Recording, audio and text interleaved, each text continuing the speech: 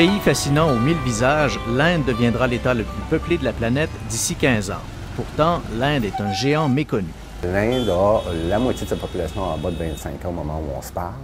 Donc, dans 25 ans, on va rajouter 1 000 milliards de travailleurs indiens sur le marché du travail mondial. Donc, l'Inde, on ne l'a pas vu encore, on commence à la voir, mais on va la voir beaucoup pour les 20 prochaines années. Dans le fond, on va prendre le relais de la Chine en termes d'immensité. La Chine s'est spécialisée dans le secteur industriel, donc Made in China, on voit ça partout. Il faut s'attendre que d'ici 10 ans, on va voir beaucoup de services Made in India un peu partout. Pour l'État indien, les défis sont gigantesques. Si une frange de sa population s'enrichit, un tiers de ses habitants doivent vivre avec moins de 2 $ par jour.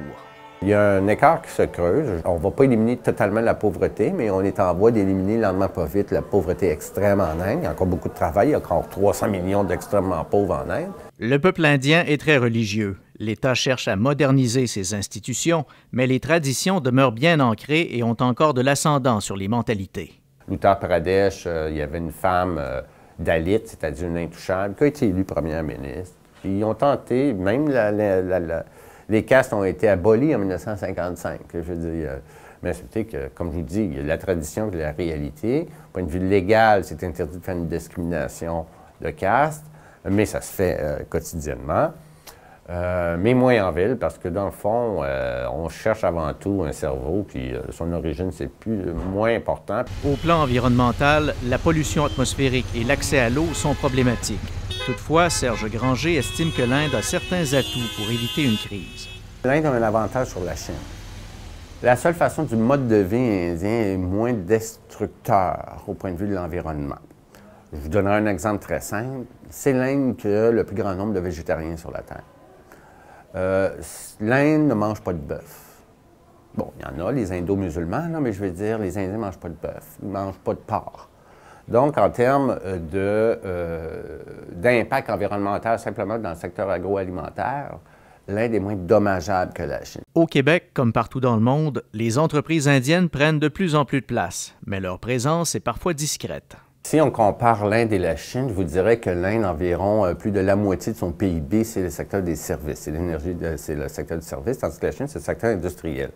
Donc, il y a une façon très courte de faire cette comparaison. On dit software made in India, hardware made in China. Dans le fond, tout le secteur du service, parce qu'ils parlent anglais, les Indiens, ils ont pu rapidement sauter dans l'industrie du service comparativement aux Chinois qui avaient des problèmes de langue. Alors, il faut voir de plus en plus des travailleurs indiens apparaître ici, et comme ils sont habituellement sont talentueux, sont diplômés, on va les voir de plus en plus dans des emplois publics, des emplois de profession libérale. Donc, il faut s'attendre à voir déferler de plus en plus de travailleurs indiens, ainsi que de compagnies indiennes.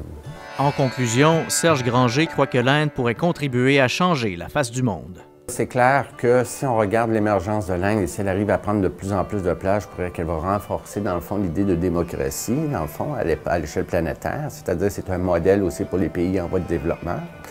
Le succès de l'Inde va peut-être inspirer d'autres pays à suivre son modèle. Par contre, son échec peut avoir un échec retentissant à l'échelle planétaire.